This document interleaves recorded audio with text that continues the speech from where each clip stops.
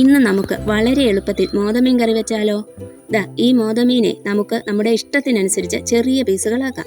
ഇത്രയും മീനിനായി ആവശ്യാനുസരണം മല്ലിപ്പൊടി, മഞ്ഞൾപ്പൊടി, കുരുമുളക് പൊടി, കാശ്മീരി മുളക് പൊടി, കുടംപുളി, കറിവേപ്പില എന്നിവ എടുത്തു വയ്ക്കുക. എന്നിട്ട് ഇഞ്ചിയും വെളുത്തുള്ളിയും ഒന്ന് ചതച്ചു വയ്ക്കാം. നിങ്ങളുടെ ആവശ്യത്തിന് അളവിൽ ചെറിയ വ്യത്യാസങ്ങൾ വരുത്തുന്നതിൽ തെറ്റില്ല കേട്ടോ.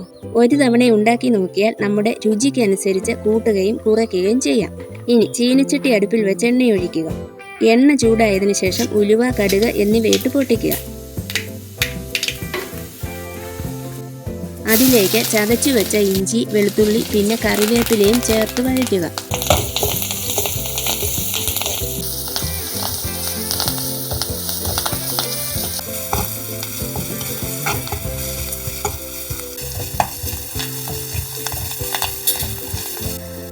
അതിലേക്ക് മല്ലിപ്പൊടി, മഞ്ഞൾപ്പൊടി, കുരുമുളക് പൊടി, മുളക് പൊടി എന്നിവ ചേർത്ത് പച്ചമണം മാറുന്നതുവരെ വഴറ്റുക.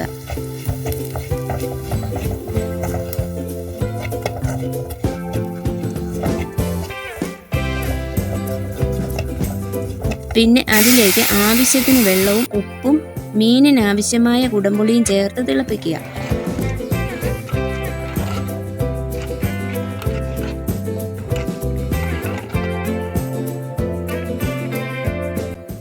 ഇത് നമുക്ക് മീനിലേക്ക് ചേർത്ത് കൊടുക്കാം.